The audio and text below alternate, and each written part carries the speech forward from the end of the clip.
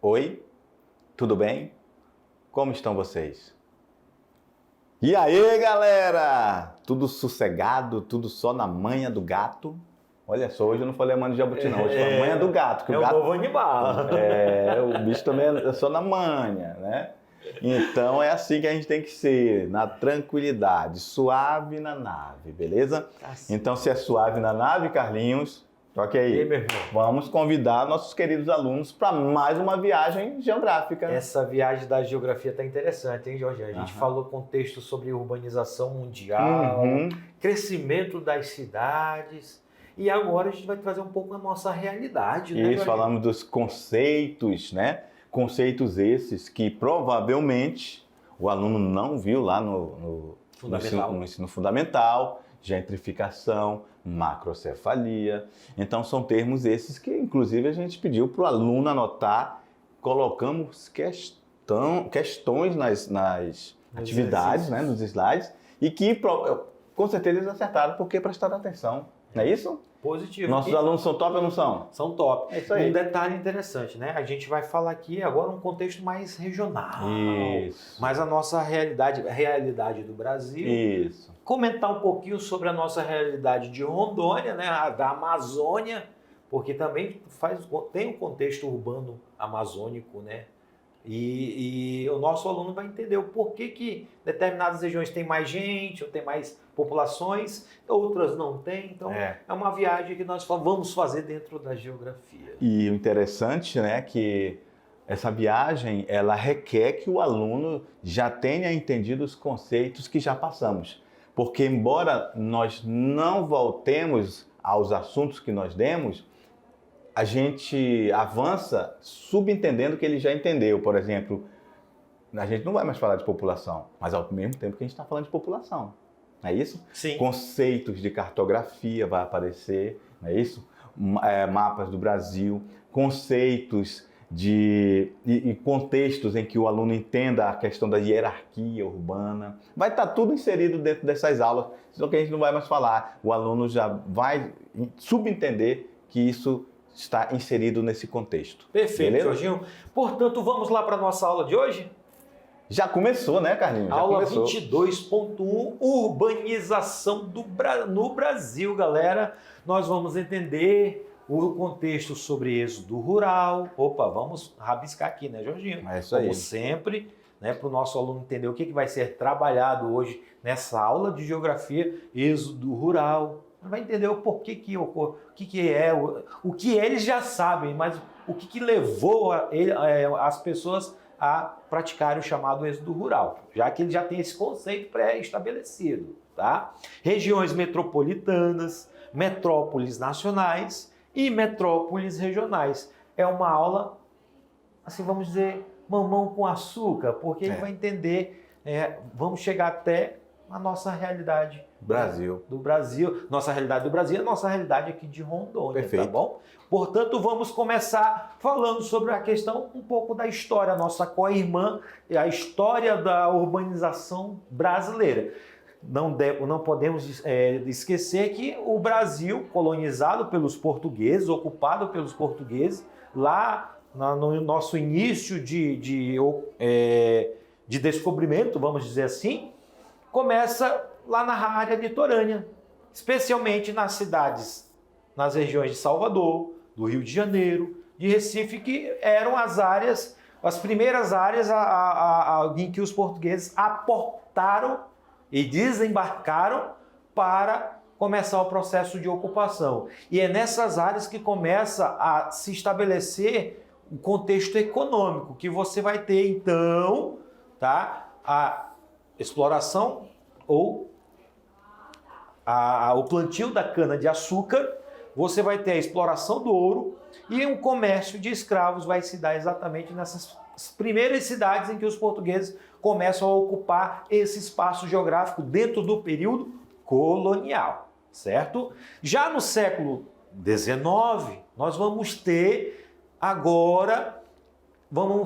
áreas sendo expandidas.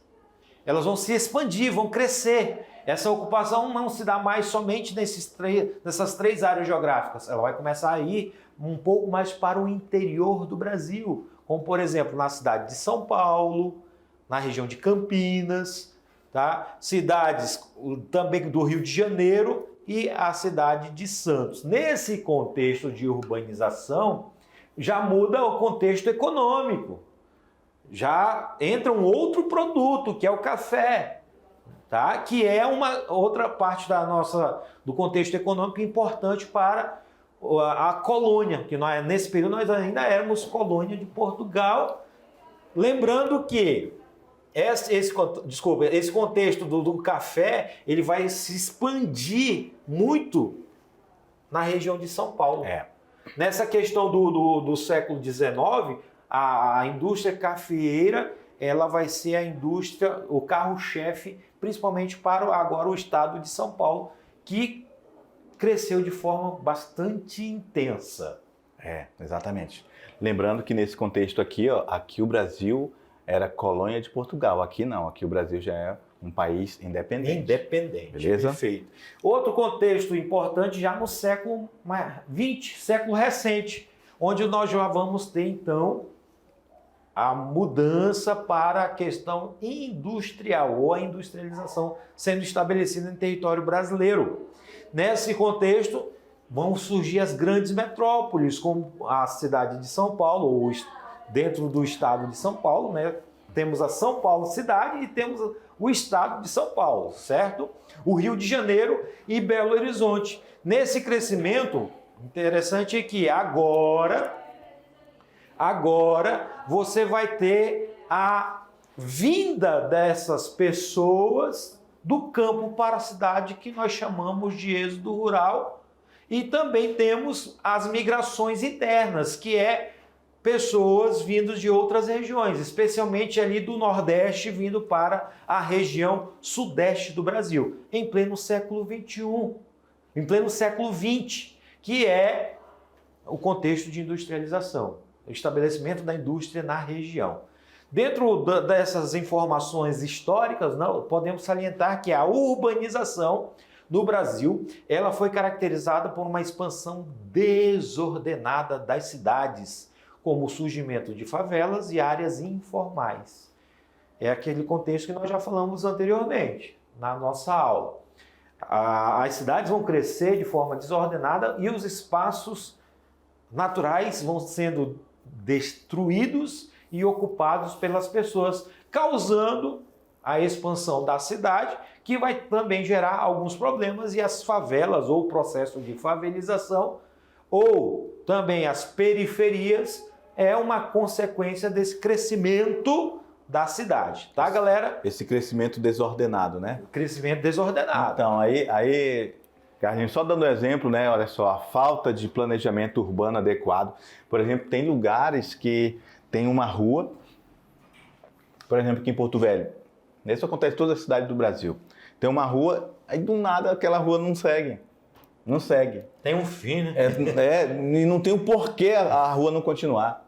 Tá entendendo? Mas por quê? Porque não teve o planejamento lá atrás. E aí as pessoas construíram casa e aí se foi ficando. E depois não se fez mais a rua porque ficou muito caro. É isso? Complementando essa informação também, a gente tem que citar para o nosso aluno que esse crescimento desordenado também gera problema na questão do lixo. Uhum. Né? Por exemplo, o carro do lixo tem que passar para pegar... Né? Tem planejamento. Então, alguns lugares não tem a coleta do lixo, por causa dessa situação de ocupação irregular. Além do mais, a cidade vai crescendo de tal forma em que as ruas não vão mais comportar a grande quantidade de carros, motos, bicicleta. Aí entra aquela situação da mobilidade que nós comentamos, né? Isso. E aí a situação, dependendo do contexto, de que cidade seja, se torna tão complexa, se torna um problema tão grande que aí tem que ter a intervenção estatal, né? A intervenção do Estado, a intervenção do município, da prefeitura, é isso? Para sanar aquele problema, é isso? Perfeito. Vamos lá para a tela? Outros fatores que nós também destacamos, como já citamos, a poluição, congestionamento, a falta de acesso a serviços básicos. Olha só que interessante, o que seria a falta de acesso a serviços básicos? A água encanada, a rede de esgoto. Por causa desse crescimento desordenado, processo de favelização e periféricos, alguns bairros não vão ter o acesso ao básico, que seria água encanada e uma rede de tratamento de esgoto, tá, galera? Então isso é importante para vocês entenderem, quando uma cidade cresce de forma desordenada, surgem esses problemas. O êxodo rural, olha só essa palavra, ele já tem um conceito, Jorginho, o êxodo rural, que é o número de pessoas excessivas nos centros urbanos, pessoas que vieram do campo para a cidade, e esse crescimento, né, o número de pessoas nos centros urbanos, no Brasil hoje nós temos quase ou mais de 84% da população vivendo aonde? Nas cidades, tá? Apesar disso, o Brasil é um país urbano, industrial e agrícola. Mas por que será que o Brasil é um país urbano? Porque tem 84% de pessoas vivendo nas cidades. Ele é industrial porque tem grandes centros industriais, especialmente no eixo do Centro-Sul, tá? E, ao mesmo tempo, ele é agrícola. Somos produtores de alimentos, só que agora não utilizando a mão de obra humana. Tem a chamada mecanização do campo, certo? Então, isso aí é um fato que ocorre no território brasileiro. Para se ter uma ideia, no IBGE, no censo do IBGE de 2010, o país possui uma população de aproximadamente 191 milhões de habitantes. Destes, cerca de 161 milhões viviam nas zonas urbanas, enquanto apenas 29 milhões na zona rural. Olha só, em 2010 nós tínhamos 191 milhões.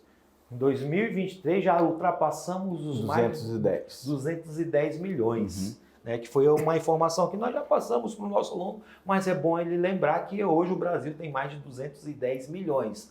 A intensificação do processo de urbanização do Brasil, que foi a partir de 1920, foi motivada principalmente pelo fator da implantação de indústrias. Anotem isso aí, galera.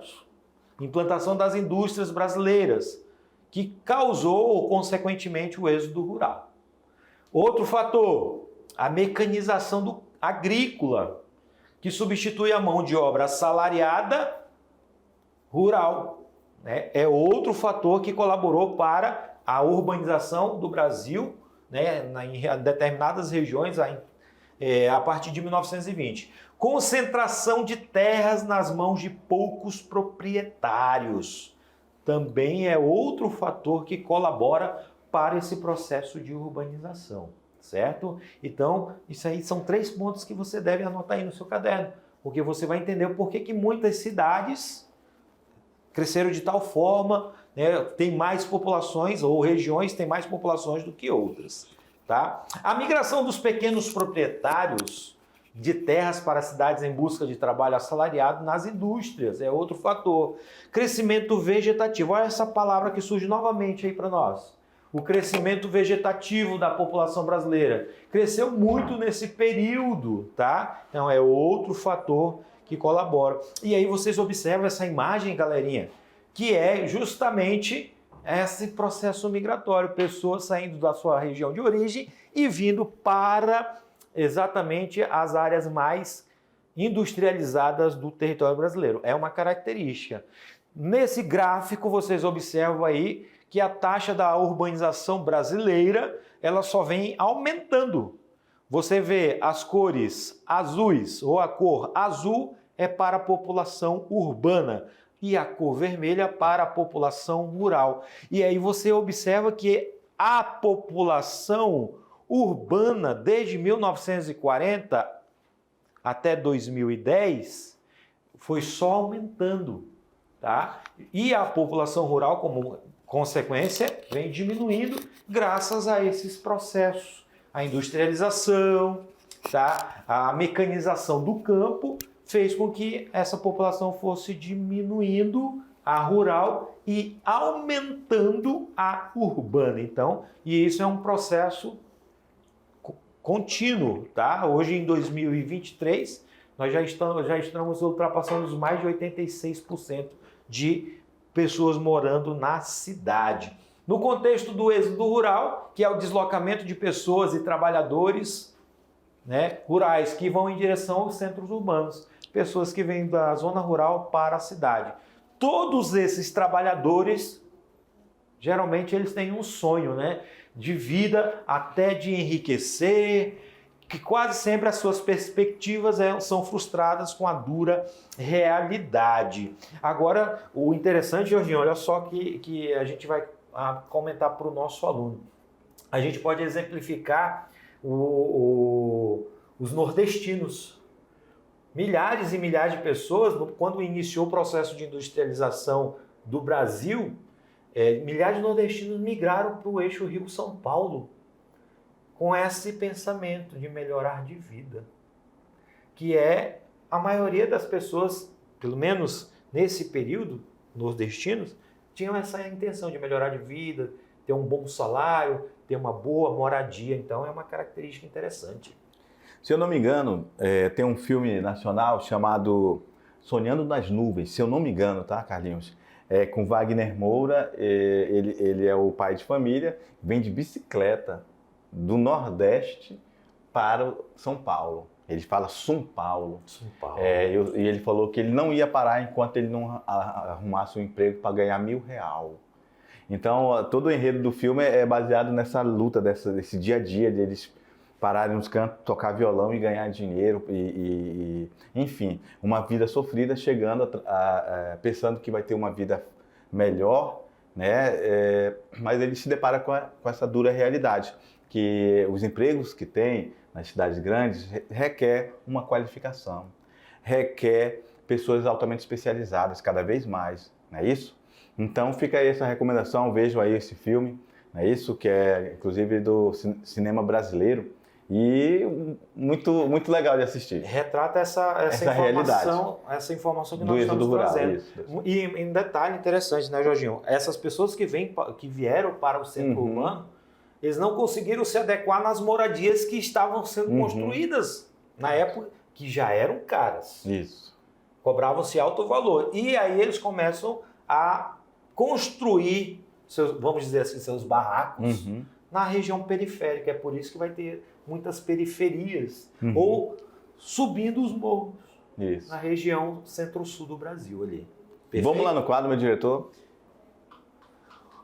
Nas áreas urbanas, o êxodo rural ocasiona muitos problemas de ordem estrutural, como a gente já começou a falar alguma coisa, que é o aumento do desemprego, o aumento do subemprego, o crescimento de favelas, a marginalização, tá? São fatores, problemas que são gerados por esse crescimento, por essa vinda de grupos de pessoas para as cidades, certo?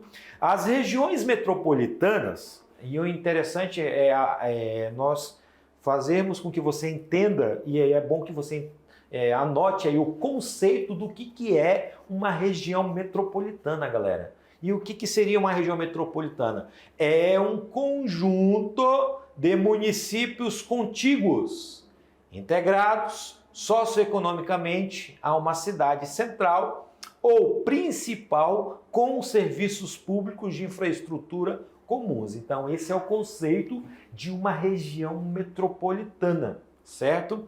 E o custo de vida é uma das prováveis causas do crescimento maior das cidades periféricas das regiões metropolitanas. De acordo com o IBGE, as regiões metropolitanas ou aglomerações urbanas são recortes instituídos por lei complementar estadual de acordo com a Constituição Federal de 88, que visa integrar e organizar, planejar a execução de funções públicas de interesse comum e é competência dos estados a definição das regiões metropolitanas de acordo com o artigo 25, parágrafo 3º da nossa Constituição.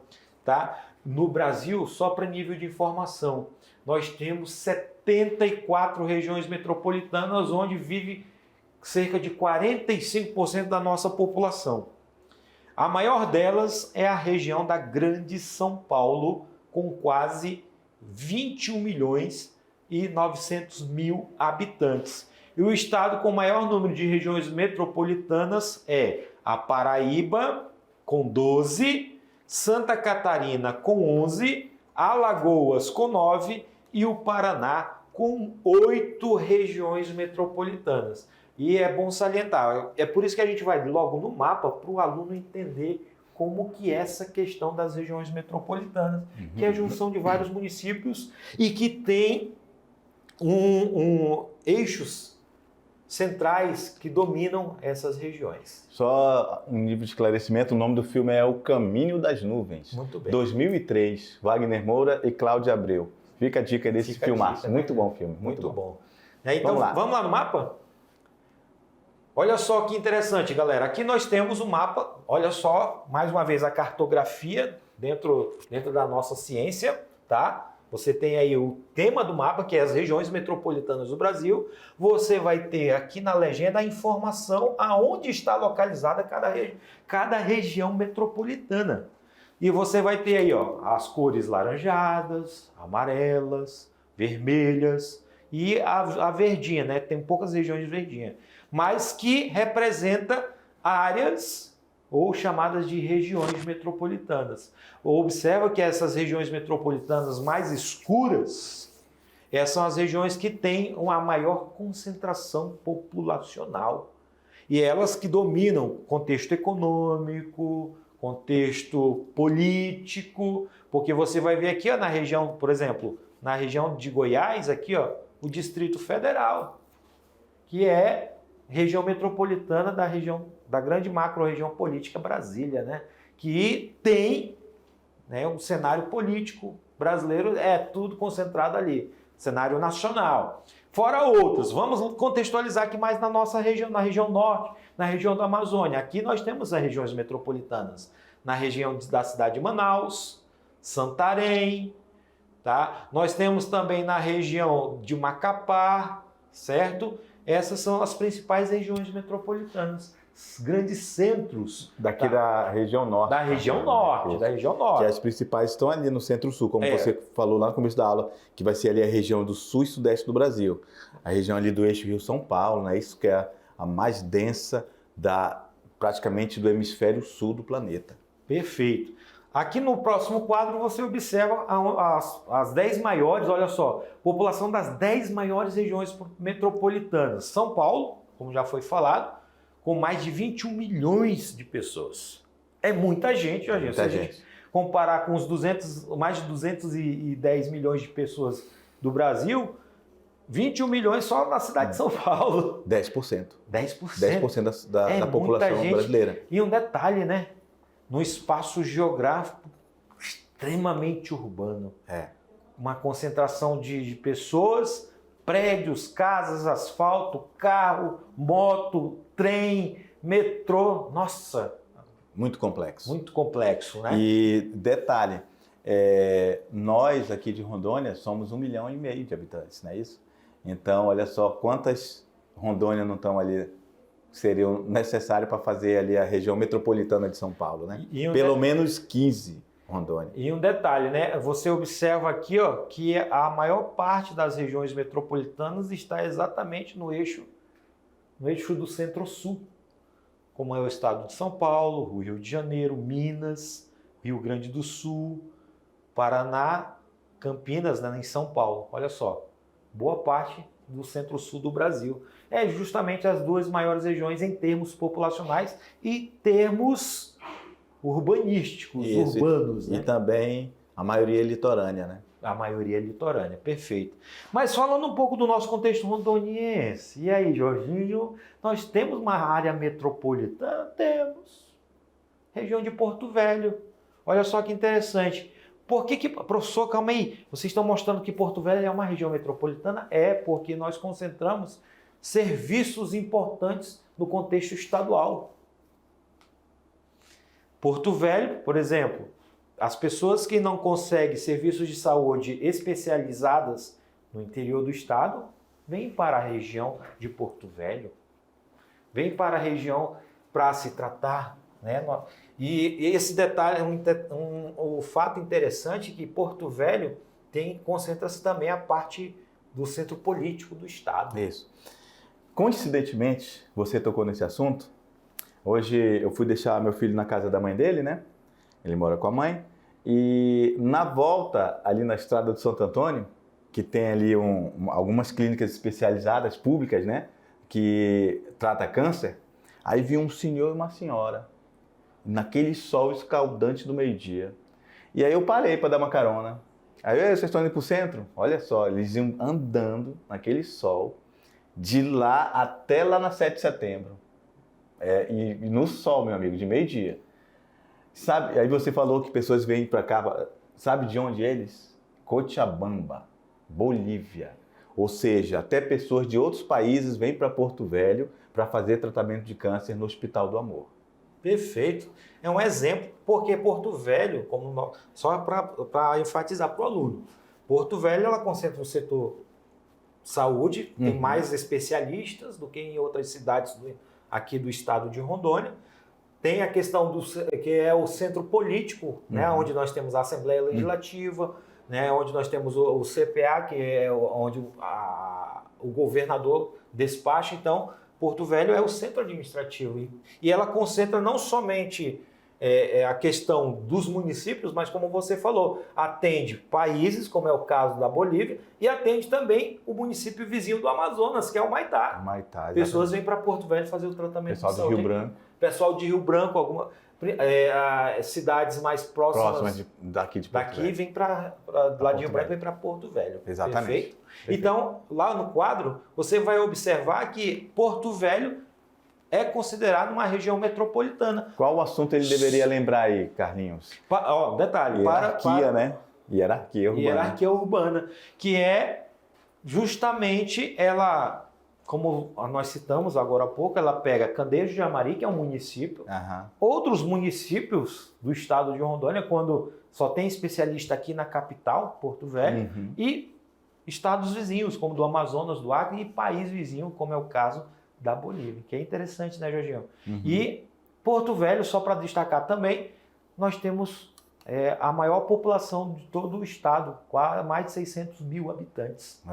Mais de 500 mil habitantes. Né? Eu não sei se está chegando ainda já a 600, mas o último censo era 500, né? 580 mil pessoas. Certo? Então, é um fato interessante, contextualizando a nossa área de vivência em Rondônia, o estado de Rondônia. Tá?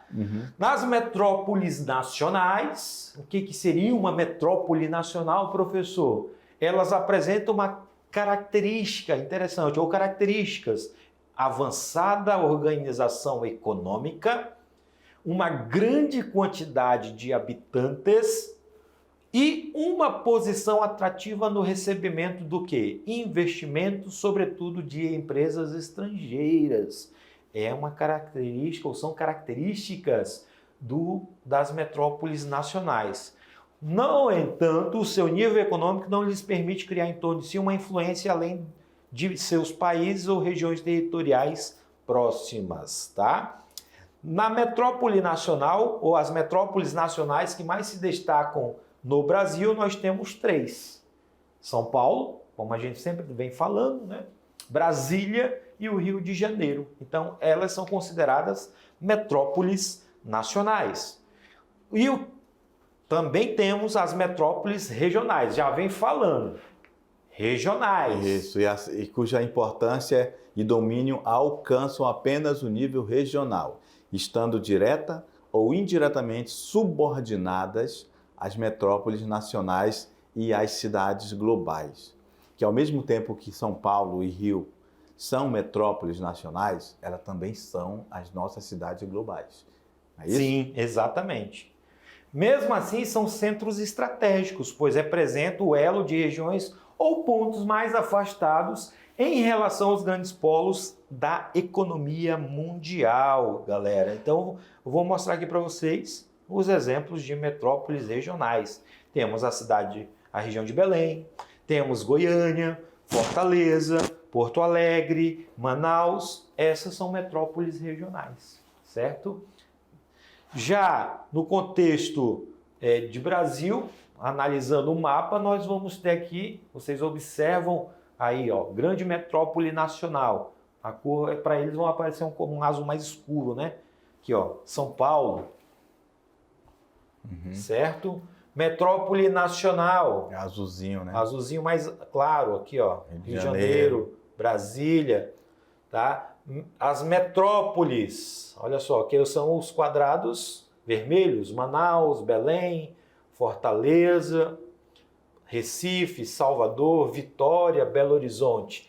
Depois vem as capitais regionais, a capital regional de Cuiabá, Mato Grosso, capital regional Porto Velho, também são considerados alguns centros. Esses arranjos populacionais são agrupamentos de 2 ou mais municípios com forte integração populacional devido aos movimentos, olha só, a palavrinha aparecendo aqui, ó, movimentos pendulares, que falamos algumas aulas atrás aí, né, Jorginho, para eles, o que seriam movimentos pendulares? Para o trabalho ou estudo, ou a contiguidade entre manchas urbanas. Então, isso aí é o chamado arranjos populacionais, tá, galera? Só lembrando, né, que você falou agora há pouco que pessoas vêm resolver problemas de saúde ou outras situações aqui em Porto Velho.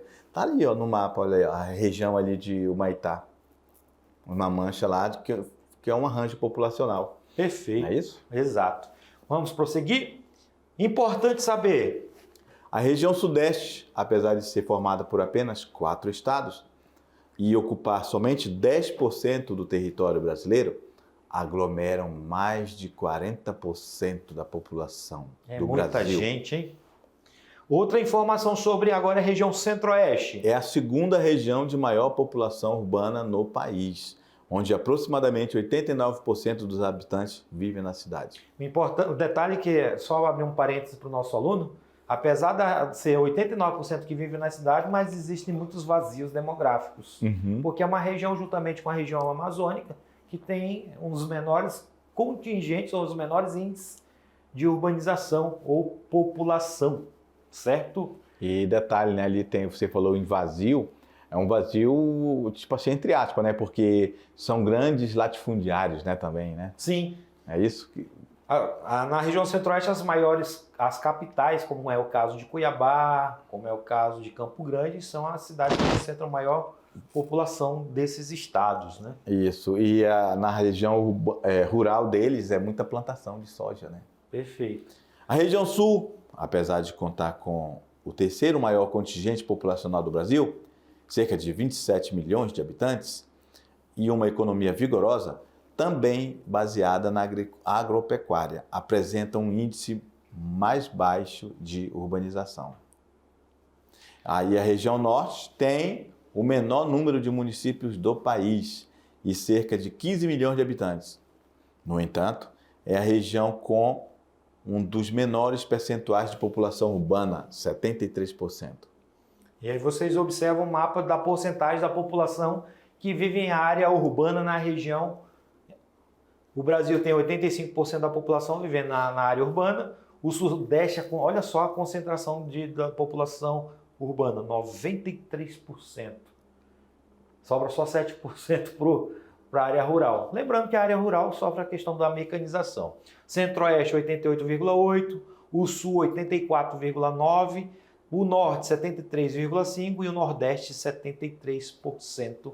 Tá? Isso é um dado que está lá no site do IBGE, galera. Então, vocês entenderam que essas populações que que vivem nas cidades, elas vieram graças a movimentos que ocorreram, movimentos históricos, como a questão da mecanização do campo, a questão da industrialização. São fatores que colaboraram muito para a vinda dessas pessoas que vinham com sonhos, né, Jorginho? É isso aí. Boa parte das pessoas que vieram para as cidades vinham com sonhos de melhorar de vida, enriquecer, ter uma qualidade de vida melhor. E, claro, enfatizando, mesmo que nós temos muitas pessoas morando nas cidades, essa grande quantidade de pessoas gera problemas urbanos, como a gente citou na aula anterior, certo? E dentro desse contexto, interessante que no mapa né, a maior concentração populacional está aqui no centro-sul do Brasil. E a região amazônica, né, região norte e a região centro-oeste são as regiões que, podemos dizer assim, são as regiões menos que têm menos contingentes populacionais, tá? Comparando em termos dos 210 milhões de habitantes. Então, é um fato importante para o nosso aluno.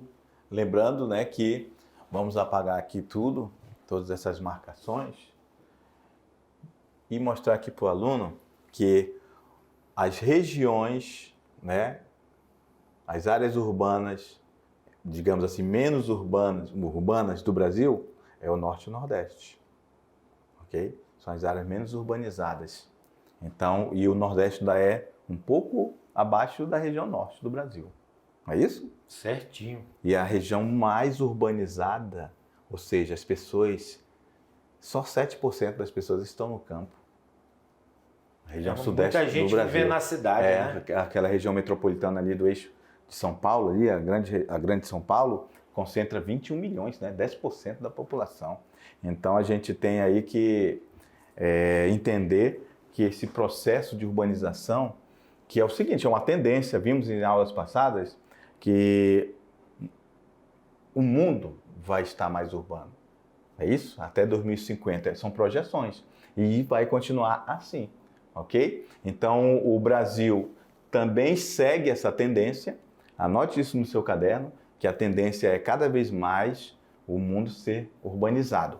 Urbanizado quer dizer que as pessoas vão viver nas cidades. E deixar o campo. Ok? Beleza? E outro detalhe, né? O campo não vai deixar de produzir. Não. Na realidade, o campo vem aumentando a sua produção. Por causa da questão da mecanização. Mecanização, a questão tecnológica, é isso?